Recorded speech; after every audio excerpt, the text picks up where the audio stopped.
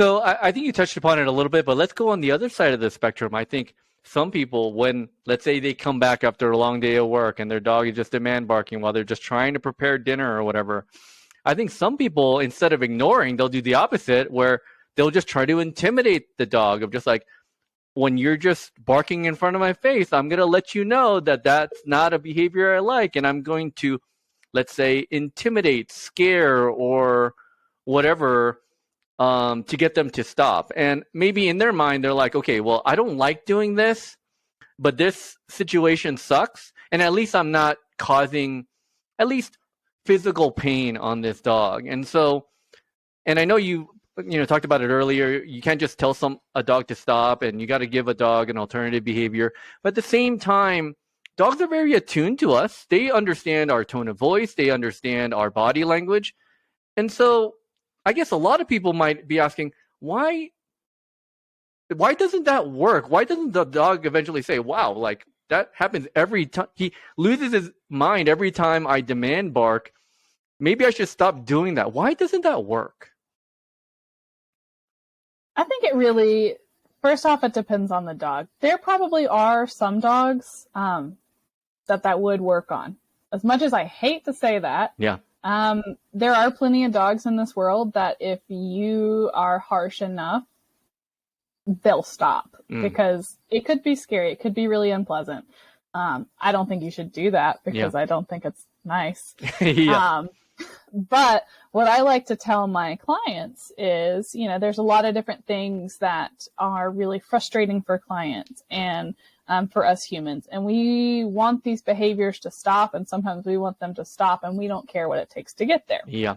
So if my dog is doing a lot of demand barking because maybe it's because he's hungry, or maybe it's because he needs to go out and go potty, or maybe it's just because I'm eating a steak dinner and that's really appealing to him. There's a lot of reasons he might be demand barking.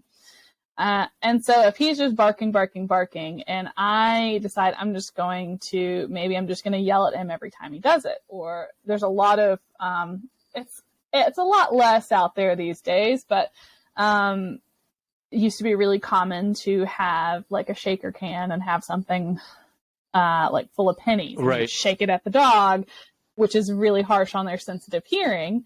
And eventually, if you do that enough and you do it loud enough, the barking might stop. But all we've done is address one piece of the picture. So I always like to tell people, I've stopped the barking, but I did nothing to address what was going on behind the scenes.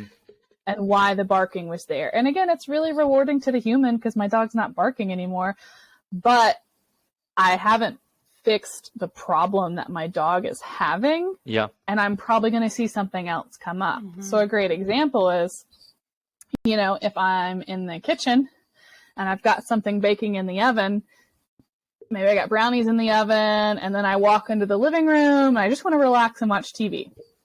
My brownies catch on fire. And then my smoke alarm starts going off. And that beeping is really annoying. And I cannot watch TV. So I get up, I take the battery out of the smoke alarm, and I go back to my TV show. I stopped the beeping, but I did nothing to fix the fire in my oven. And that's what happens here. If I am just focusing on stopping a surface level behavior, I do nothing to address the fire that's raging underneath. And that, again, is another really important tenet of doing rewards-based training is not just looking at the surface, but going deeper into what is causing this and how can I address that.